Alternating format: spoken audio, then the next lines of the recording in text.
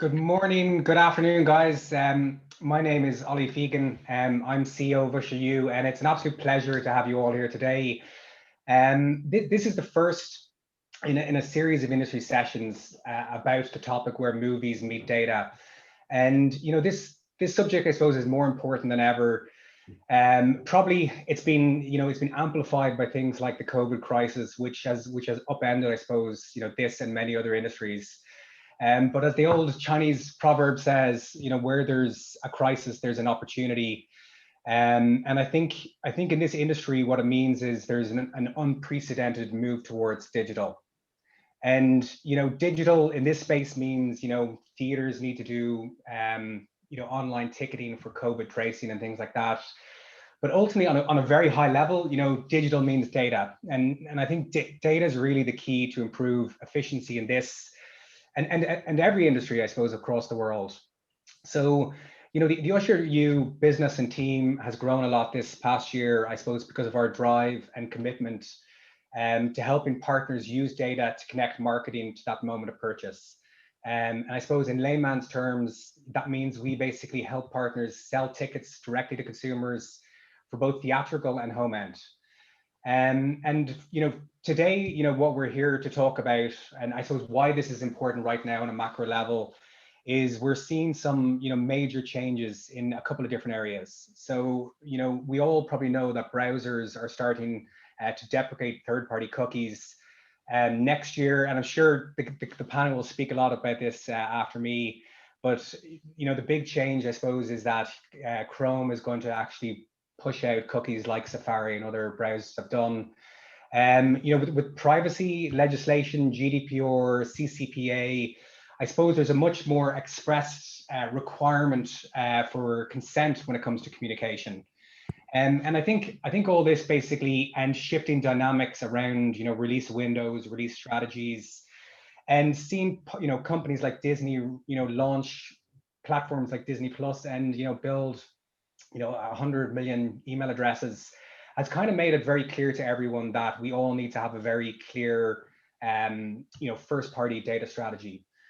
And from our, I suppose, perspective, and probably working with our partners, it's really clear, I suppose, a few years ago, it wasn't possible probably to go direct to consumer, and it wasn't possible to power your own TVOD, PVOD windows. And I suppose for the masses, bar the technology companies, it wasn't possible to do your own SVOD window, or it wasn't achievable to build such a big audience. I think it wasn't really possible to build your own theatrical ticketing network. And I suppose that's what companies like Usher U are doing. We're really focused on helping partners go direct to consumer. And even a couple of years ago, I wouldn't say it was actually in vogue to amass first party data. So I suppose our opinion is that the market is changing. It's a very exciting time. I think people need to be prepared for these changes, and you're going to hear a lot about that today. And I suppose on that note, what I'll do is I'll hand you back to Catherine and our wonderful panelists. And we hope you enjoyed this session. We hope you can make it to the future sessions. But thank you for joining, and we really appreciate you coming along. Hello, everybody. Thank you, Ollie. Thank you for the introduction to this this industry session series. So I'm really happy to be here today. I'll just give myself a quick introduction. My name is Catherine Downs. I'm one of the co-founders of Usher U. Prior to being in Usher U, I spent 7 years at Google, and I was there for a really interesting time, working in the publisher, web and app publisher divisions. And really, when the advent of mobile advertising was growing at an at an exorbitant rate, and also things like interest-based advertising, which are so prominent now and so affected by some of the changes that are happening, were really coming into force. So yeah, I know a little bit about the area, but we have experts here who are much more well versed than me on this topic. So what we're going to talk about today is first-party data. And is this the next frontier for movie distribution? We have an amazing panel here today who've made their careers working in marketing and analytics in the entertainment and movie industries. So I'm delighted to have them here today. So I'm just going to call on the panelists to introduce themselves and just tell us a little bit about yourself so that the audience can have an idea of where you're coming from. So let's go straight to Abby Warner. Hi, I'm Abby. I work for Gunpowder and Sky. I work on the marketing and distribution efforts for our distribution of indie feature films. Primarily, at one point there were theatrical components, more recently strictly TVOD, and thereafter. And I also handle marketing and sales for our OTT brand offering called Dust, which is a sci-fi platform that includes shorts, series, features. Lovely. Welcome, Abby. Thank you for joining us today. I'm going to ask now, Riaz, can you give us a little bit about yourself and your background? Yeah, thanks, Catherine. Hi, everybody. My name is Riaz. I'm the VP of the analytics at Paramount. My primary responsibilities at Paramount are theatrical marketing, content strategy, and all of our first-party data initiatives for the studio also kind of fall to me and my team. Prior to Paramount, I was at Lionsgate, where I helped build up the theatrical marketing analytics practice. And before Lionsgate, I worked for a marketing technology company that specialized in customer identity management. Amazing, Riaz. Riaz, you'll never be out of a job in this industry in the future. Fingers crossed, I hope so. Okay, Brett, I'd love to pass over to you. If you'd like to give us a quick introduction. Hi, I'm Brett. I'm an independent consultant, and I've spent my career in CRM and database marketing early on. Then I moved into advanced analytics and attribution analytics. And then for the last 10 years, I've been at the media agencies, at the holding companies, developing analytic research and data solutions. And the interesting thing is that the joining up of media and mass distribution with CRM and data happened, and it's been interesting for a while now, and now with all these changes, it's sort of unraveling, and that's what I'm excited to talk about today, and solutions to bring it back together. Amazing, Brett. Thank you, and thank you for joining us. And last but certainly not least, I'd like to call on Duncan. Tell us a little bit about yourself. Hey everyone, greetings from Southern California. My name is Duncan Holdsworth. I run a boutique strategy firm called Persia. We've been working in the media and entertainment field for a number of years, over 6 years. I got my entry into the entertainment world through perhaps the least sexy part of entertainment by running analytics for Time Warner Cable. So I'm pleased to be here and talking to the cool guys from studios and all the rest, and very excited to talk about the evolution of first-party data in this changing landscape. Amazing. Thank you, everybody. Okay, switch that off. I think the big point is we're going to make talking about data analytics a little more understandable today and a lot more sexy, right?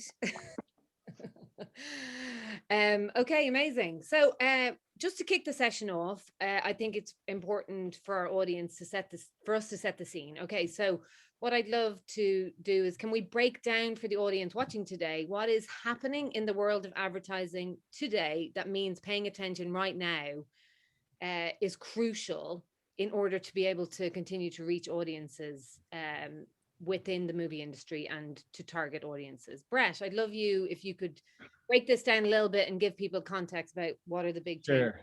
Sure. I'll give it a start. Effectively, people have spoken, and government and corporations have listened. Some obviously corporations are doing it in a way that is going to be good for their business. But the reality is that access to all this data that we've had for the last 10, 15 years increasingly is basically going to lose some scale, and it's being severely curtailed, and unevenly so. So it essentially fragments something that had been more or less consolidated and useful in the marketing process. And this data attached to identity has three uses. It helps us understand people, gets you those consumer insights. You can use it then to actually directly reach those people because you've got some form of addressability, even if it's anonymized. And then you can do attribution on it because you can see everything that they've done and the ads they've been exposed to. So on consumer insights, it impacts us, because we will no longer have all of that third-party data about what people do online as easily as accessible.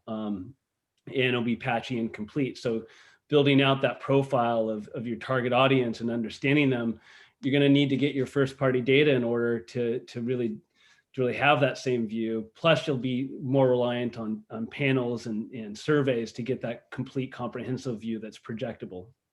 On targeted activation, all of that data that gave us the insights into people was also used down in the DSPs to directly reach them, and that was a lot of efficiency. And now that some of those data points go away, other ones will still remain, but they're more likely to be packaged into big cohorts or big segments. And so that means that marketers lose that precision, and that precision meant efficiencies, and that means that the ROIs are going to go up for digital on some approaches.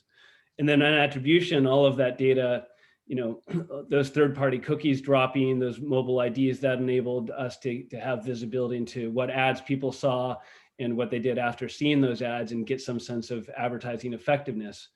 And that goes away, and it's marketers are going to live in a world where you've got to compare ROIs from different publishers, different methods of aggregation, and it's going to be tough to kind of bring it all back together. So you'll also see methods like econometrics used for media mix modeling regain prominence. But all in all, it's a massive change. Reducing the fidelity and the amount of this data that we've had for years really makes it important to pick your strategies right. And obviously that starts with the first party data. But there's other things that the marketers will need to do as well. Yeah. Oh, okay. We're going to have to get into that. So people have been hearing for the past 5 to 6 years, data is king, targeting, micro targeting, is the way to go. Is that no longer true now with what's happening, or is it still remain true? I'd love you to answer that still, Brett, actually. Well, it's sort of partially true. It's highly fragmented, which means a lot more complexity for the marketer to do. But there's specific strategies that you can undertake to kind of bring it back in, and that obviously for everybody in the ecosystem, publishers, advertisers, that's all about getting that first party data and the permission to use it, and also enhance it. But there's a lot of solutions out there, and I think there's some things that aren't certain out there that we're kind of guessing what will happen, that are coming together. So there's known unknowns to deal with at the same time. We know what we don't know what we don't know. There's known unknown. And I guess this is to the panel generally. Safari and Firefox have banned third-party cookies for quite a while now, and Google announced in 2020 they're banning them. And now that's, obviously a much bigger deal because of their share of the market. But what else is it about Google, like deprecating third-party cookies, that is creating a much more of a hullabaloo essentially within the advertising industry? Duncan, insights? Yeah, I mean, I think it's the scale and scope and the impact of Google as a massive part of this ecosystem that's freaking people out. I think where I start though is a little bit further back, which is, marketing got complicated 50, 60 years ago. It got very fragmented across channels. As soon as it wasn't just about 3-4 networks back in the 50s, marketing's been a complicated business for a long time. And I think we've had it pretty easy for a while, relying on this digital ecosystem that kind of sprung up for us, and handing us these segments or highly precise, targetable audiences that perhaps weren't that robust anyway, and perhaps were filled with some issues themselves. So for me, it's just a continuation of the complexity. Yeah. Yes, it's going to cause some heartburn and adjustment, but I think it's just a point where we have to step back and say, well, there's some things we have to figure out and learn that perhaps we took for granted in the last few years that were very helpful to us. And do you think that those movements in the last few years, and I'd like Abby, maybe you could talk about that as well, has made targeting more affordable for studios? Has it brought about better ROI? I'd love your view on that, Duncan, and also Abby, from your perspective as an independent distributor. I feel like we should hear from Abby first. Okay, go Abby. Tell us your thoughts. Yeah, I mean, certainly digital and social advertising has been a big boon for indie distributors because you get so much bang for your buck and it's so highly targetable. But of course, as is the case with so much of film marketing, tracking conversion has always been, a really opaque process. So, even though it seems to be more cost effective, it as an indie distributor, it's certainly very hard to definitively track those results. But I think in some ways, one begets the other in terms of, with the advent of, with especially on the independent side where so much of the revenue is moving more into the digital space and away from theatrical. And, some of the solutions in terms of behavioral targeting and opportunities for media placed within those systems has made it, even though you can't necessarily track the conversion, it's still more efficient for those of us with our little baby budgets. Yeah, well, no, I mean, and that's important, and it's important. I mean, I think that's true for in all industries, whether that large, medium, and small can take advantage of the targeting opportunities presented by these platforms and third-party cookies, for example. It's not just the entertainment industry. It's made it affordable and accessible for a lot of people. Riaz, I know you obviously are leading the first party data strategy for Paramount Pictures. And I think you've told me before you've some strong you've some good views on how to actually go about looking at building a first party data strategy. So, if we are going to be in a world where this is a less bankable and more expensive for studios and movie distributors, what's your advice, Riaz, about how to approach that in a practical sense? Yeah, I think there are a couple of things in mind, and obviously the importance of first party data continues to grow and grow, and so the investment in it and the architecture around it kind of increases and increases. At least, for an entertainment brand, some of these things can be applied to pretty much any business, but I think building a program like this from the ground up, there are a couple of things to keep in mind. Number one is really working in lockstep with legal and privacy counsel to make sure that you're building things right the first time and from the ground up, because what you don't want to have happen is you start collecting email addresses, you start collecting phone numbers, and you realize there's this use case over here that I would really love to use this data for. But the consumers that opted in didn't opt in for that specific use case. So then you have to go back and ask again. And with that comes drop off. And with that comes the higher likelihood that people will opt out and choose to not let you continue using their data anymore.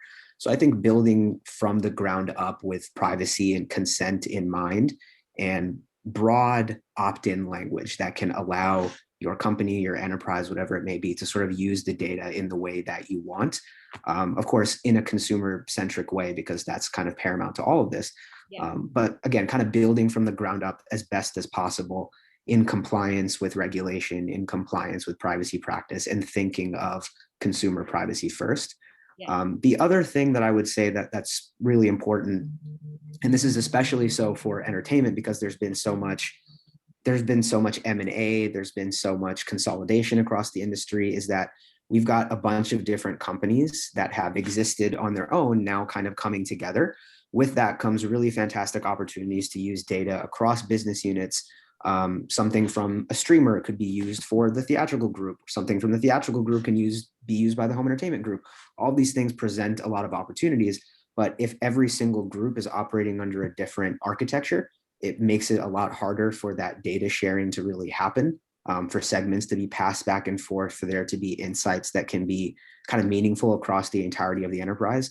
So what I would say is, as best as possible, work across as many business units as you can to land on a unified architecture together so that everyone is building, again, from the ground up with the same nomenclature in place, with the same sort of opt-in language in place so that one business unit can use another business unit's data. That infrastructure piece, I think, is really important, because what you don't want to happen is one email address set lives in Marketing Cloud, another one lives in Adobe, and yet a third lives under Braze, and they don't really talk to each other and they can't share the data as easily. You think actually on that point, actually, Riaz, that with, I guess, what's happened with the pandemic, the shutdown of theaters and the rise of streaming, that's become more, that's become more obvious to movie distributors that you don't look at a consumer as a theater goer versus a streamer, but maybe you need to try to get to the point where you have, this idea of one customer view of a person, of an individual, of a profile that understands that they probably do both, and maybe you need to speak to them like one person and not from different divisions. Exactly. It's a really good point. And it goes back to another one of those like foundational pieces of trying to build a first party data strategy, across an enterprise or across a business is, what are you going to have as your unique identifier for your user record? Are you going to use an email address? Are you going to create your own internal ID that gets attached to a customer record? And having that sort of architecture built across is where that single view of the customer comes from. Yeah, and actually, in a very interesting way, I think having a large organization, legacy issues can sometimes be harder to maneuver and put together than starting from zero and building, like you said, building with permission-based marketing, good consent, broad consent, and building up your first-party data from scratch, because then maybe you can build it for future success. And we'll talk a little bit about how to do that. But I'd love to ask you, Abby, actually, you've embarked on the initial, like you said, I think baby steps of first-party data land. Can you tell us a little bit about your experience with that as an independent distributor, and like how did you approach that? What way did you start to think about that? Yeah, I think Riaz really hit the nail on the head in terms of all these different systems and finding a way to merge them into one. We're obviously doing it on a much smaller scale at my company, but for example, we had a distinct division that handled independent feature film distribution, and at the same time, completely distinct was the building of these brands that now exist as exist on social media, but OTT and app and podcast and newsletter, and eventually figuring out that those should be working hand in hand, and using those platforms to release our feature films, to own the entire distribution process of all those different types of content, I think has been a big boon for us. And I think, I think Riaz would second this opinion. Like, it doesn't have to be on crazy large scales, because we tend to think of data as like, you need, large data sets to get meaningful insight or build meaningful profiling. Did you find that, you got insight with like smaller data sets, and how did you, what's your views on that? Yeah, I would say it's, we definitely have been trying to, I think we would pull information from one of our verticals and use that to inform the growth in another. So just to give it a concrete example, within our company, we found that our brand as it exists in social media is primarily Android users, which you might not have necessarily otherwise known. And so now, as we're expanding our offering, in the OTT and mobile space, our focus has been Android TV, and those systems primarily, since we know that that's what our user base is attracted to, and it's a much easier conversion from social to app installs to get that first party data, and we've seen some good success that way. Very nice. I'd love to come in on this one, Catherine. That's really fascinating. That snippet there, Abby, about the Android user is just a clear example of uncovering a really powerful insight. And that may have been in one report or a part of your data set or in some usage file that maybe was stumbled across or wasn't sought out. But the key to identifying more of those, I think, is where Riaz is talking about, which is truly breaking down these walls. And I see it not just in entertainment, I see it across all the sectors I work in telco and media, where there's so many different versions. I actually saw this a few years ago. I was working at Paramount, that the theatrical wouldn't talk to home entertainment on a data perspective, and I'm sure those barriers have been broken down many years later. But very much so, yes. Yeah, but now you think about introducing network TV organizations, streaming organizations, theatrical organizations, home entertainment as itself is changing dramatically. there really isn't a place for siloed data infrastructure. And it doesn't have to be some grand multi-million-dollar restructuring of your database environment, but it has to be at least an organizational alignment, because so many of the use cases are the same. So many of the things that you guys all want to do and the insights like Abby just described that you want to get to are so powerful, but you have to break down these internal technology barriers and data strategy barriers that are really holding organizations back potentially. Hey, Duncan, what's the impact on segmentation approaches to segmentation, and can segmentation be a unifier, at the start so everybody knows which segments they're going after? And that, I mean, is there any overarching role for segmentation there to bring business units together? Absolutely. I mean, I think the thing I've learned the most over the last 20 years is that segmentation has been taken and used by segments of the industry to mean different things, right? But fundamentally, if you're taught in a marketing class about market segmentation, you're going to segment your consumers in a strategic way, and then you're going to apply different tactics to them, and then you're going to create personalized solutions.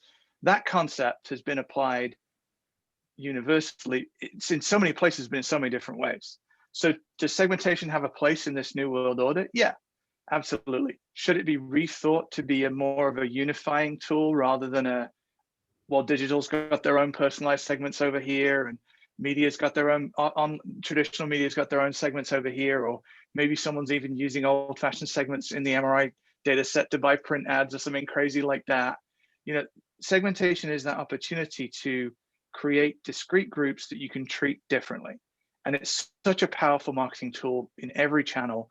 But I think, again, it comes back to that organizational alignment and the data alignment, because the devil in the detail, as you know, what we've talked about before, Brett, is these days you want to be building segmentation through very rich, varied data sets, bringing in survey data, bringing in first-party data that you may have access to. Perhaps if you've got a streaming platform, you want to be bringing in streaming behavioral data as well that help drive the segments, so you can make more informed data decisions. Yeah, and I think actually to that point that you're making, and when we talk about segmentation, actually I'd like to break this down to bring in other points. So if we think about like the first party data strategy, I guess number one, we need to start amassing first party data, email addresses, phone numbers, whatever way you frame, the way you're going to set up your strategy. And then that's one thing which I actually want to dig into now. And then let's talk about what to do with the data, because I think, as they say, dormant data is, useless. And, so we have to figure out how to get it. So, you can set up your infrastructure or, across your organization to digitally engage with consumers or in other ways. I know there's a lot of interest in this idea of the value exchange for a consumer. And it's not just about getting their email address and getting them to sign up. It's about having an engaged user or engaged consumer is much more valuable to you than just any consumer or having a lot of consumers. So I'd love to talk about this idea of the value exchange. Can you set up the scene for that for our audience, Duncan? And I know Riaz is really interested in this topic too. Yeah, I mean, there's a lot to unpack there, Catherine. You just stacked a lot of things on top of each other. let me just stick with that value exchange. So one of my passion projects over the last 20 years, and I'll start with privacy and then I'll expand to the value exchange, is privacy has been addressed as if it's a bunch of lawyers in a room. And what that means is every privacy engagement activity or every strategy is essentially risk mitigation based, right? Absolutely the right thing to do, but privacy is also a consumer touch point, which is why it needs to be equally a marketing conversation. Because when you communicate with consumers about what they want to hear from you, it's not just about reducing the risk of them suing you or reporting you for GDPR regulations or CDPA regulations. It's about helping them get what they want from their relationship with you as a brand and an organization, which leads me to this value exchange. So the entertainment industry is in this fantastic position because you have content. You are going to create more content. You have actors and directors and screenwriters and shows, and you have franchises at Paramount. You have so many things people deeply care about, that they want to know more about. They want snippets, they want insider deals on getting the latest trailer 24 hours before anyone else, they want ticket deals, so on and so forth. So there's this huge opportunity to think of these communications in a way that not only solve the privacy concerns and the preference center management, but also can be your driver for first party data. Because I, as a consumer loving entertainment, being a huge nerd and loving Star Trek, will give Paramount whatever they want if I get insider access to the Picard trailer. I'm going to go nuts for that. And I'm not the only one, right? That there's a segment of weirdos out there, nerds like me. But that to me is the way to unpack this first party data challenge, which is there's things that you can do which will encourage people to have a deeper relationship with you that will involve a transfer of information and data. Yeah, and Riaz, do you want to add to that? Yeah, I mean, I think Duncan brings up a really good point in that as an entertainment business, as people who work in entertainment businesses, we have a lot that can be offered to consumers. It's not like we're selling toilet paper where the only real incentive that we have is like a coupon of some kind, or like here's a manufacturer's kind of offer off of whatever it is you're going to buy. There is something just inherently interesting about the product that we sell, which is content. And so that allows us the opportunity to progressively profile over time. So it's one thing to incentivize the consumer to enter the system. And then Catherine, to your point of what do you do after it? The way that I kind of think about it, there's dozens of things that you can do after, but the four that I think are critically important is progressively profiling over time. So getting more and more information, whether that is through the interaction of the consumer, whether that is the consumer volunteering even more information over time. You know, from an entertainment perspective, that could be actively selecting favorite genres, favorite movies, preferences of watching in a home, in a theater, all of those things that can be built out on the back end of a CRM system. So progressive profiling is one of those things. Using those to have stronger audience insights is another. And then where the audience insights branch out from there can go into a whole, 15 other topics. But progressive profiling, audience insights, direct marketing obviously becomes now a channel that has been made available, whether that's directly for ticket offers, whether that's for home entertainment conversion and purchasing. The direct marketing component now can become a larger and hopefully more impactful part of the marketing mix. And then the last one, which goes back to an earlier point that we talked about, which is about scale. This fourth sort of really important use case that I think digital advertising is not going away. The way that we target consumers over the internet, it's evolving, but it's not going to reduce, in my opinion. What we can do, however, is as the quality of the segments that we buy from advertising partners, because of the deprecation of cookies, because of increased privacy regulation, as the definitions of those start to deteriorate, and we can see, oh, I really want to buy people who are in the market for an Audi, or I really want to buy against people who love going to movies in a theater. As those definitions start to deteriorate, we can use our first party data to serve as the seed audiences to then match into an advertising ecosystem, build off of them in a digital advertising ecosystem, and sort of use that data as a seed more than anything else. And for that, you don't need 200 million email addresses. You can have a highly engaged, smaller subset of people that you've learned a ton about, and then use them as the seed to get a larger, more accurately targetable segment within a digital advertising ecosystem. So essentially you can build your direct consumer strategy to amass enough first party data and enough direct to consumer individuals in order to augment your understanding and then actually get the most out of the remaining advertising options available to you, because you've actually, a lot more about who you're actually trying to talk to at that point. Exactly. I think it makes the overall efforts stronger because, again, depending on what your KPI is at the end of a campaign, for a theatrical movie marketer, that KPI is butts and seats. It is tickets sold. If I have a really strong cohort of people who I know have interest in that specific activity, to then use that as the seed to build a bigger audience in a much broader ecosystem that has more people than I have in my first party data system, it kind of makes all of itself, it builds upon itself, it makes itself stronger, and it kind of serves as a cycle, even for just acquisition of getting people into the first party data funnel in the first place. If I have a list of people who I know have signed up to be they've signed up for more information about a specific movie. Great. I've now got that list of 15, 20, 30,000 people, whatever it might be. I can use that set to now build a lookalike segment and go target even more people like that and exponentially grow the size of that list. Keep doing it over and over again. And eventually you get, again, enough scale that you need to keep doing these exercises and make the advertising more efficient. Yeah, 100%. And look, I think, I'm probably speaking from a very Usher perspective in this, where I say that, there's a little bit of a disconnect between the distribution and obviously the exhibition, the actual moment of purchase that takes place, whether that's on a streaming platform or whether that's in a theater. But, getting even deeper into that and getting those data sets even further, I think can only enhance this, because you really have your full e-commerce funnel if you can do that, obviously, too.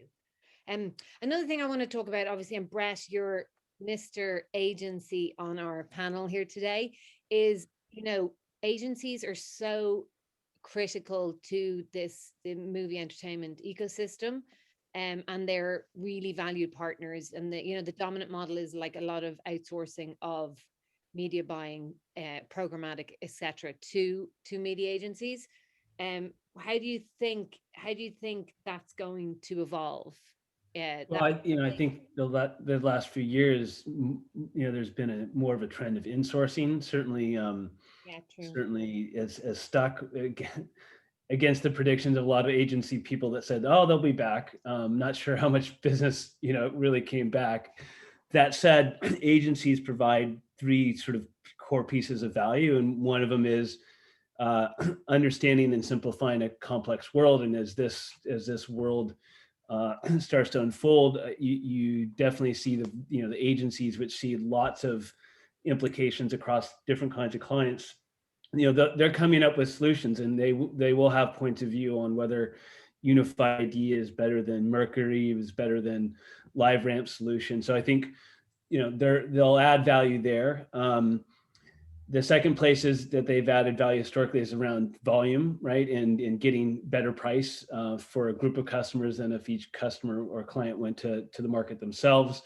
I think you'll see some of that return maybe as the real-time bidding changes with the lack of the data that it's had for years. So you may see more upfront volume deals, and agencies can pull that inventory together. And then the last piece was that they're flexible. You could fire them, and clients like that. It kind of makes people work a little bit harder. So I think agencies still have a role here, but what we saw maybe 7 years ago, and increasingly with clients insourcing, is not a whole lot of that has come back. And I think that makes agencies tougher and hungrier to prove the value.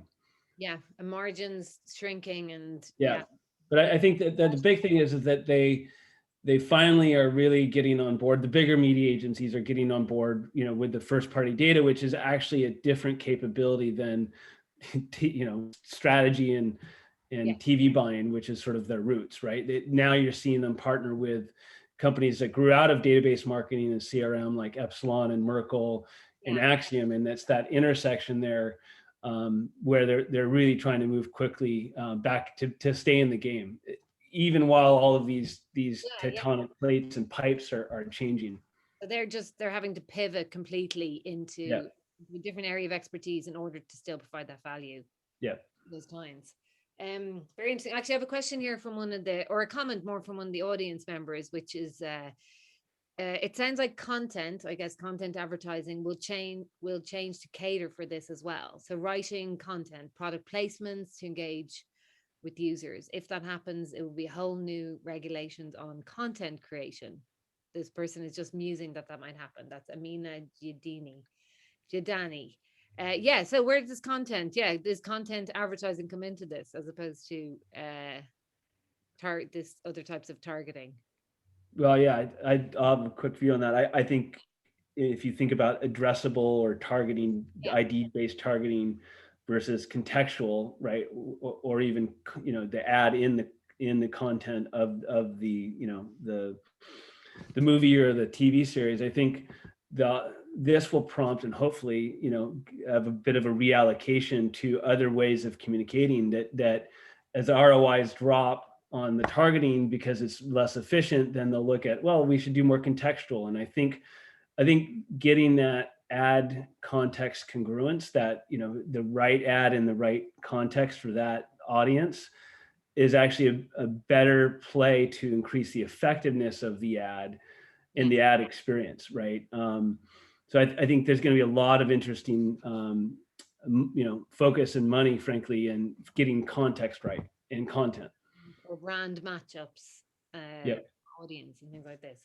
So then I guess otherwise, like we haven't talked a lot about the legislation, and I suppose we can't have a conversation about, personally identifiable information without thinking about privacy legislation that's come in. Obviously, GDPR is in Europe since 2018. The California Consumer, CCPA, California Consumer Protection Act, much more recently.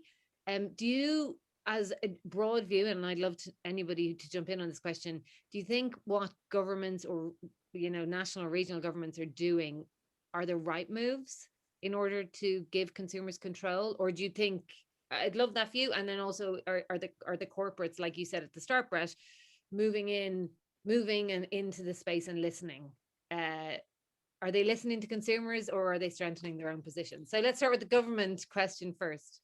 I'll jump in here quickly on that. It's interesting, like, as somebody who works in digital advertising, but also as someone who is a privacy wonk and has always been very keenly aware of how my data has been collected and used and all the things I sign up for and the things I can opt out for.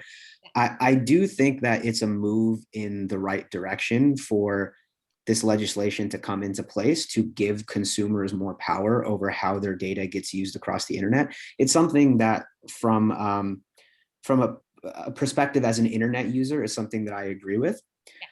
I think what's been interesting is that a lot of the way that the legislation is written, it's being written by people who don't quite understand how the ecosystem really works, though. So it makes it harder as an advertiser, but as a consumer, I'm all for it. So it's balancing that act of like, okay, we need to comply with regulations that have been put into place that are kind of difficult to do. Like, I think there was a specific line, I don't remember exactly whether it was GDPR or whether it was CCPA, about a consumer's right to opt out and having to kind of delete everything across any marketing architecture that you have. Yeah. If you then don't have the exact identity or identification to then match that up to something to then delete, if somebody is only in your system as a device or as a cookie and not as a person or an actual identifier, it's very hard to then go into a marketing architecture and ecosystem, find where that ID lives, and then go and remove it. Yes. And even so, I think there's a disconnect between a cookie and a device and a person. Cookies are not people. Cookies can be associated through a couple of different layers of removal with a person, but cookies are associated with devices. And so I think the way that you read a lot of this legislation, there's a disconnect there about like what is actually being asked for. It's moving in the right direction. I think it is the right way to go. I just wish that there were more people who kind of understand how the ecosystem works involved in the discussions of the way that they're being written and then enforced. Yeah, and we see this because our company is European originally, we're now working in the US, but we've seen that this is the right of erasure, I think is the one you're referring to in GDPR.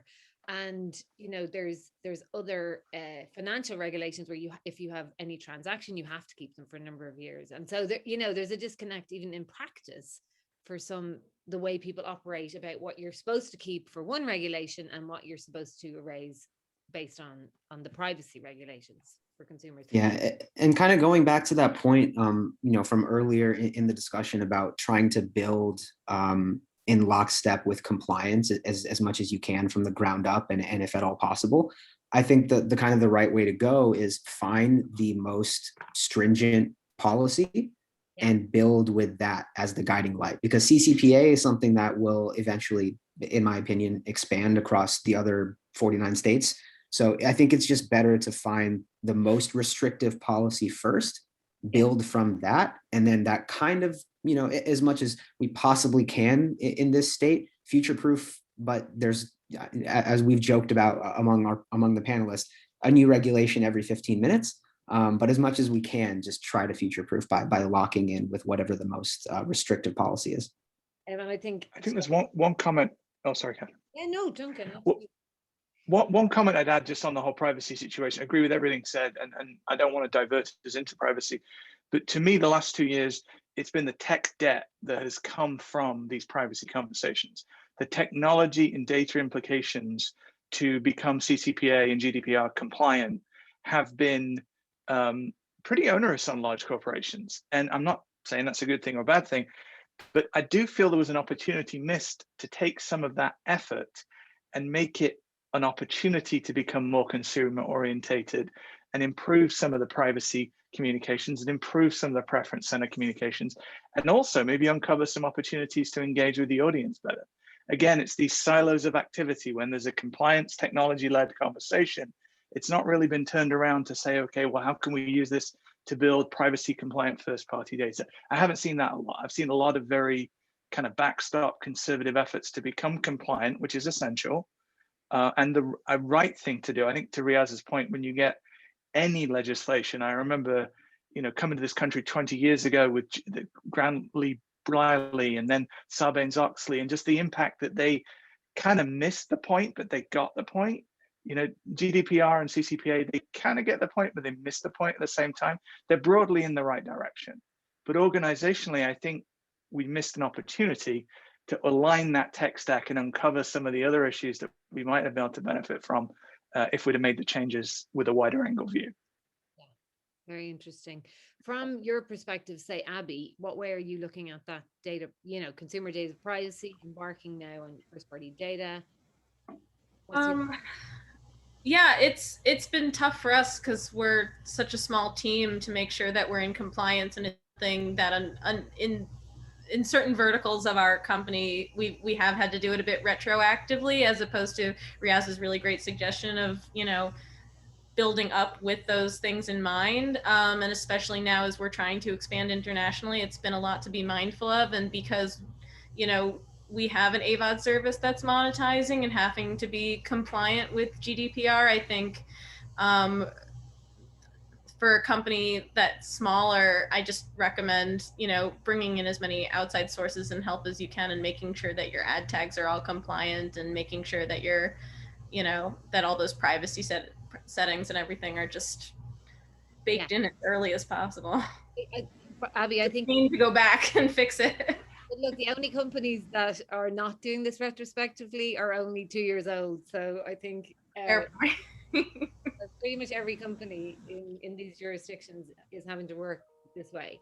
I'd love to just strike on the point about, we're really kind of, I suppose, advocating here for, building a first party strategy, having a meaningful value exchange with consumers so that they're happy to share that with your company, and they have a healthy maybe data exchange. And if you're going to do this, how urgent is it to do this? How urgent is it for the people listening, who are maybe haven't taken steps yet? How urgent is it that they need to do this soon to start embarking on this? Brett, what's your thoughts? Yeah, it's very urgent. I mean, implementation of technology takes a long time anyway, because it just has a ripple effect with all the organizations that need to use it and analyze it. So and those big, the third-party cookies going away, sometime early next year, and that does change everything. But the thing is that in a way, this shouldn't even be a conversation, because I've started my career when database marketing, or when direct mail was becoming database marketing, that became CRM, and then the DMPs and CDPs. Like, this should always be a priority to take care of your customer data and to make sure that you're providing a fair value for it. So it's a wake up call for, I think a lot of people that got used to just ID data being in the DSPs and you could target willy-nilly. Yeah. So, if it really needs to start yesterday or, when you formed the company, like it's a sort of a foundational thing. So absolutely got to move quickly. But just because this crisis happened, don't we got through this, we don't have to care about first party data. It's an asset. You've got to, you really got to grow it and take care of it. And yes, the technologies will change, but your focus should be your customers always.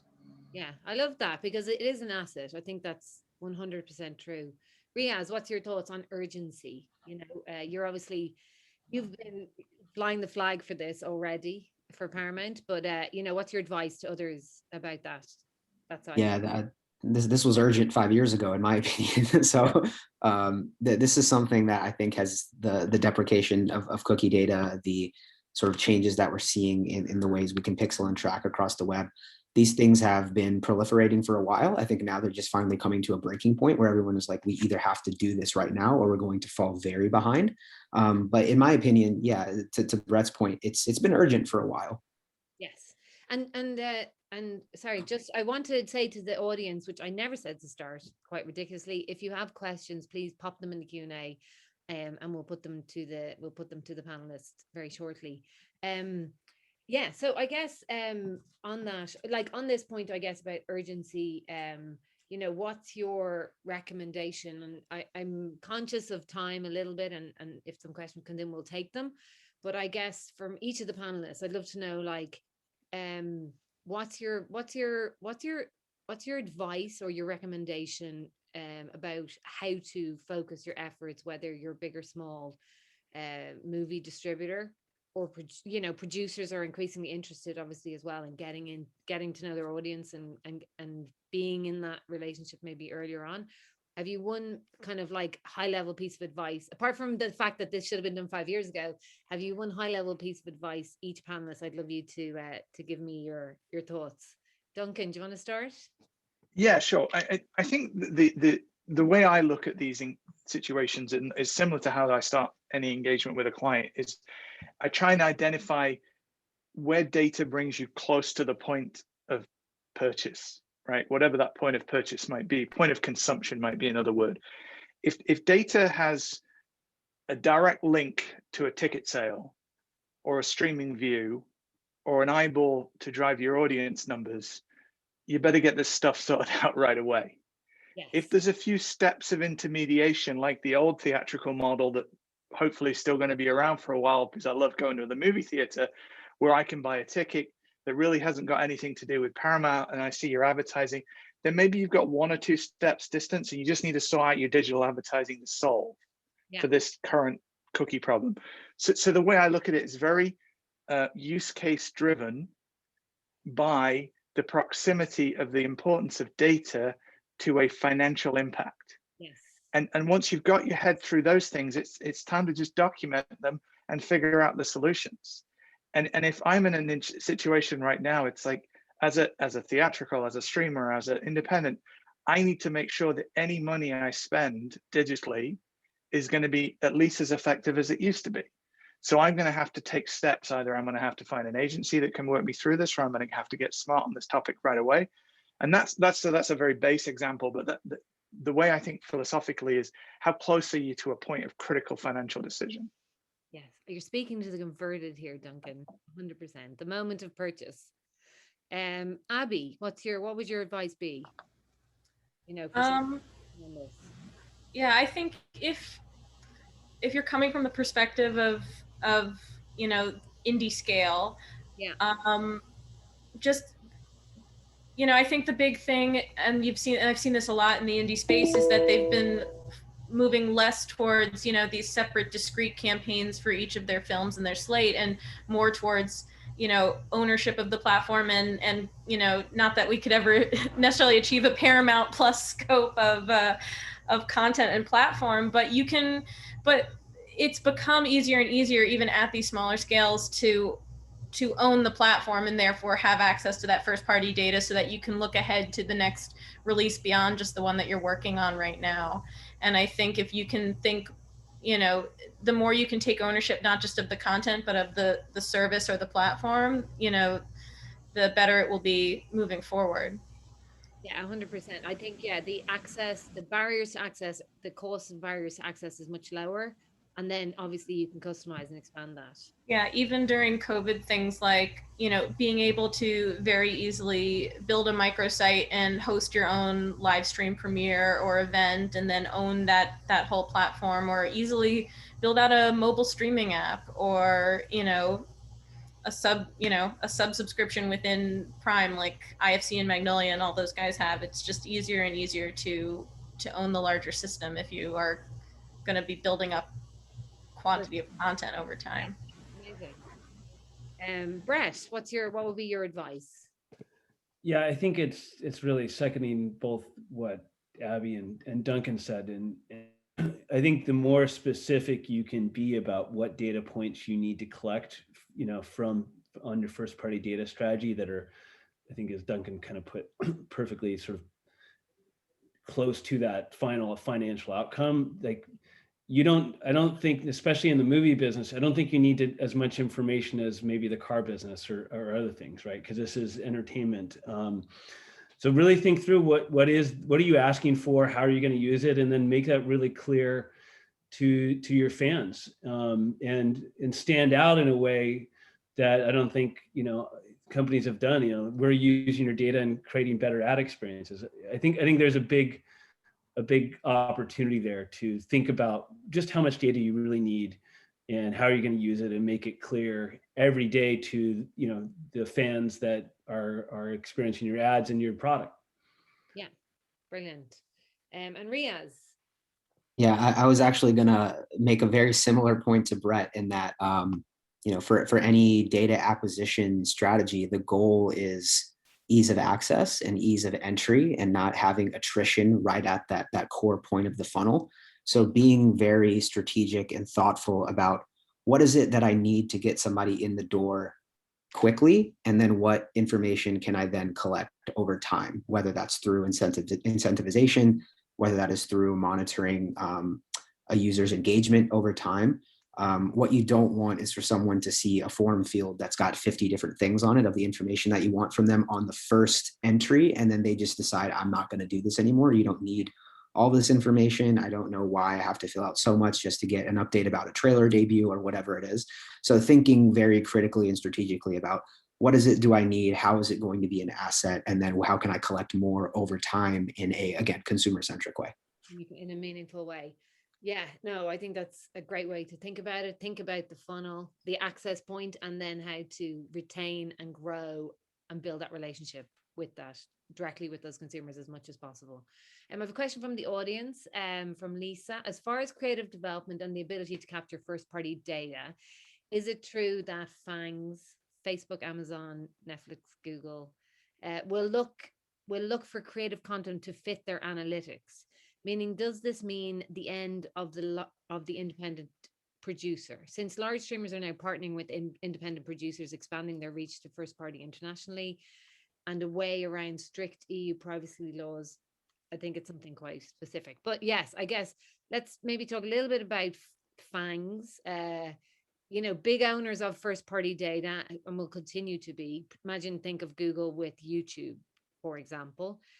What way do you see the kind of like the positioning of the big tech companies within this new framework? They're obviously, in some way championing some of these, cookie deprecation, etc. Where do you see this? Where do you see the chips falling, and what have they got in the works? Is probably the bigger question. I'm going to go turn on my light here. I'm in Europe, by the way. That's getting so dark slowly. Brett, what's your thoughts? Yes, just quickly on what have big tech got cooking? That was a really interesting question. I if I'm going to go to the heart of it, does this mean the end of the independent producer? I don't think so. I think all you have to do is have eyes, ears, and nose, and walk out in the world and go experience it to come up with some amazing story, or find an amazing story. And it's stories that get funded for the content in Hollywood, right, and in Bollywood, and every place else they're making movies. So I think I don't know how much the independent producer really relied on data, because they probably didn't have very much, but they still made some great stuff. That's my point of view. Okay, brilliant. Anyone else? Any other thoughts just on big tech and how they're going to strengthen their position with this? I think it's a really interesting question, and I can see I'm just going to call it concern because that's the way that I'm kind of reading it, of like the analytics say we should make this type of content, so we're just going to keep doing this over and over and over again. But I think any content generation machine can look at their data and more granularly understand it's not the content that it's got this person in it, directed by this person, it's this genre, and it's about this subject. So we need to keep making that over and over again. You get more granular and try to understand what are the actual elements of the content itself. And then those individual elements can span genres. They can span cast members. Yes. So I think it's digging maybe slightly deeper to find common elements that can work across a variety of different content types. It's not just a regurgitation over and over again of like, we're only going to do, you know, horror movies, we're only going to do superhero movies. No, it's you find the common elements that work and then you interweave them into stories that are all inherently different. Yeah, and I think ultimately, you know, if you really understand your audience, you ultimately will know you can build an audience for every type of genre and not just the big catch-alls. But obviously, you know, that's going to apply on every level of size of producer, I think, and distributor. Okay, we've run out of time, and this has been a really fascinating conversation. And I really want to thank you because I think what you've done for people here is like broken down into, you know, sizable elements, what they can do to really like start working in a first party data way, how to build that meaningfully and not just try for a grab all, and you know, really what's coming, and how to, I suppose, to Ria's point, how to honorably build a content and a permission-based marketing type infrastructure so that, you know, you're really also commercially set up for the future. So I think I really want to thank you all for doing that and for giving your time. And I really want to thank the audience for coming and listening to us, and really hope you got something great out of this. We will circulate, you know, the recording of this session, and we'll post it on ushu.com, our website. And please feel free, obviously, to reach out to any of these audience members, myself or Ollie, if you want to talk deeper about any of these topics. Thank you, and have a wonderful day, everybody. Thanks, everyone. Thanks, Catherine. So much. Bye.